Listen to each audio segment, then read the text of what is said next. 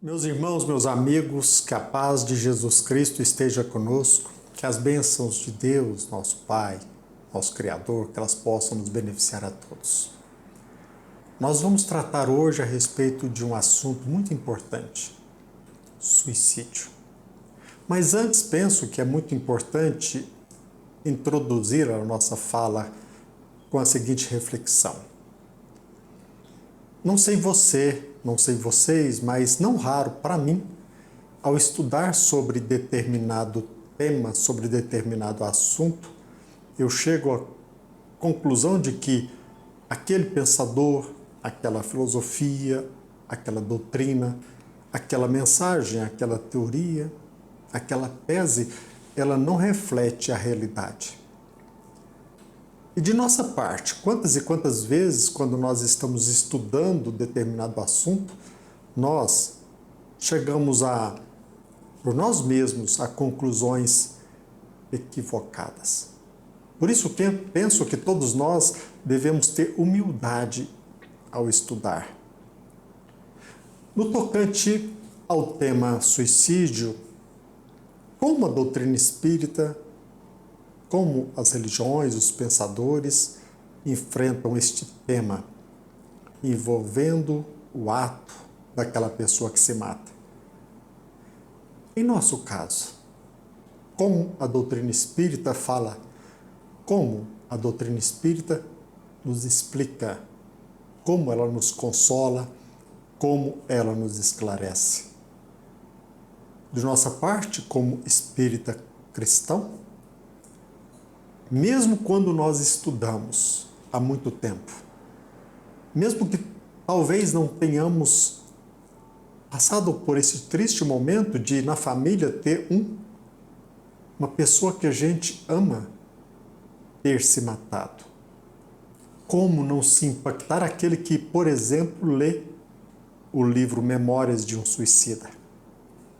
E o sofrimento, ele é tamanho, sobretudo quando nós estudamos e, numa leitura restrita, numa análise afunilada de um relato, Memórias de um Suicida, sobre aquele que se matou, sobre as consequências do ato dele se matar, quantas vezes nós podemos chegar à conclusão equivocada em generalizar as consequências deste ato?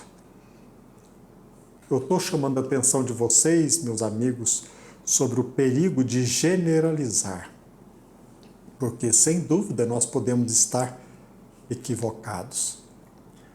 Não resta dúvida e torna-se incontestável que aquele que se matou, é claro que ele infringiu uma lei, ele transgrediu a lei divina e ele sofrerá as consequências. Mas como nós podemos concluir que a pessoa, primeiro, atuou deliberadamente? Quantas pessoas, às vezes, no momento de desespero, de desequilíbrio, de depressão, chegam a se matar?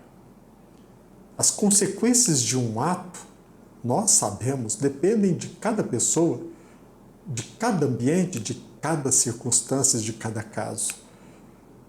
E também, cada um segundo a sua maturidade, segundo as circunstâncias. Nós não podemos esquecer até mesmo das atenuantes, como também não podemos esquecer as agravantes. Cada caso é um caso. Assim penso e assim decidi compartilhar com vocês.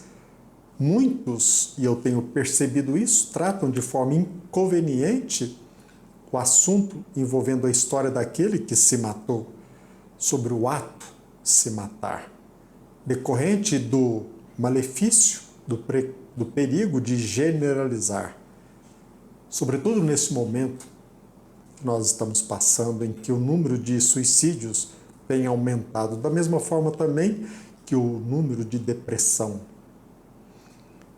Repito, como nós aqui deixamos bem claro, aquele que se mata, ele infringiu, ele transgrediu a lei. O ato de se matar é contrário às leis divinas, como também é contrário às leis divinas, por exemplo, o falso testemunho, a corrupção, o adultério, o homicídio e, por que não dizer, até mesmo a fofoca. Pessoas podem chegar à morte decorrência de uma fofoca. E aqui, quantos inconvenientes decorrem, quantas consequências nefastas podem surgir pela nossa postura em generalizar. Então aquele que se matou, todo aquele que cometeu esse erro, todos irão sofrer a tal ponto de ver o seu próprio corpo em decomposição no plano espiritual? Ora, quem estudou a doutrina espírita, ele percebe que nem todos irão passar por este sofrimento. Nem todos irão sofrer a ponto de ver o seu próprio corpo em deposição. Equivocada a tese de que aquele que se matou vai sofrer por tantos e tantos anos no vale do sofrimento, no vale dos suicidas. É claro que não. Quem não se lembra da história do bom ladrão? Aquele que fora crucificado ao lado de Jesus. Talvez nós esquecemos, mas Jesus Cristo disse ali na cruz ao lado do ladrão, diante do arrependimento dele, e ele disse: hoje te digo que estarás comigo no paraíso. Nós espíritas, por exemplo, quem, como estudioso, não se lembra, não se recorda do caso narrado por Chico Xavier acerca daquela pessoa que se matou, Maura Araújo Javarini? Daquela que, segundo Francisco Cândido Xavier, ela se matou em São Paulo, em São José do Rio Preto, em maio de 1932, e que, a despeito de ter se matado, ali no plano espiritual ela prestava socorro a vários espíritos. Dentre eles, ela chegou a ajudar os jovens que morreram afogados num acidente ocorrido no Rio Turvo, em 1960. Ela poderia estar sofrendo as consequências do ato de se matar, sofrendo ali, mas ela estava, mesmo sofrendo, ajudando os outros. Portanto, de nossa parte, não cheguemos a conclusões precipitadas, não generalizemos. É verdade, isso é importante destacar, a vida continua. Não resta dúvida também de que aquele que se mata também não age bem, mas lembremos que talvez esta pessoa não estava no controle das suas ações, a consciência da sua própria ilicitude. E não podemos esquecer, por exemplo, mais uma vez, daqueles que não são responsáveis pelo ato de se matar, pelo seu flagrante estado de desequilíbrio, de loucura, de desespero. Quem somos nós para ter vivenciado as circunstâncias que aquele espírito vivenciou? Quantas pessoas hoje estão se matando pela depressão? Encontravam-se conscientes, plenamente conscientes, acerca do ato de se matar? Então, meus amigos, meus irmãos, diversas são as consequências do ato daquele que se mata. Você, pai, você, mãe, você, meu amigo, minha amiga, se você está passando por isso, não se desespere diante do ato de seu filho, por exemplo, da sua filha, ter se matado. Quer ajudar? Ore por ele, ore por ela. Não resta dúvida, vocês estarão ajudando. Contribuam para a recuperação do parente amado no plano espiritual. Fato é que o desespero, o seu desespero, não ajudará em nada. As preces, sim. O seu equilíbrio emocional também. Tenha certeza, a vida continua. E não esqueçamos, Deus é todo misericordioso. A doutrina espírita nos convida a criar uma intimidade cada vez maior com Deus.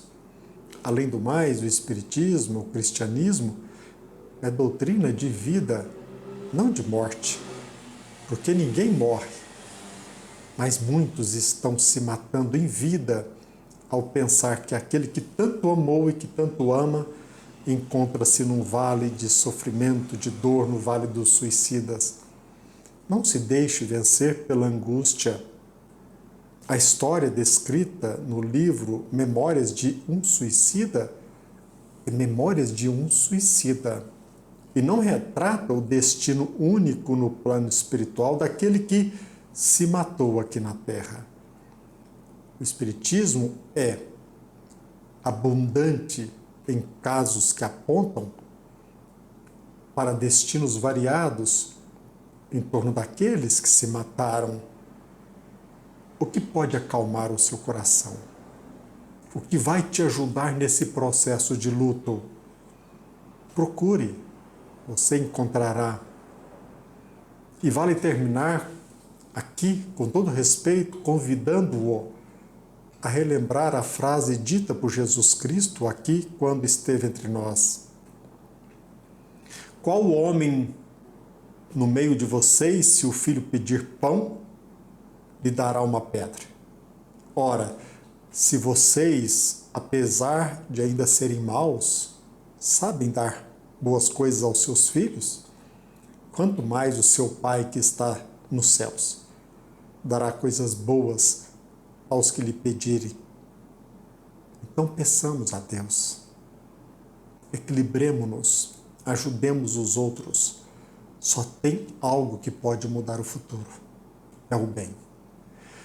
Que a paz de Jesus Cristo esteja conosco e que as bênçãos do nosso Pai, que elas possam nos beneficiar a todos. Que assim seja. Até breve.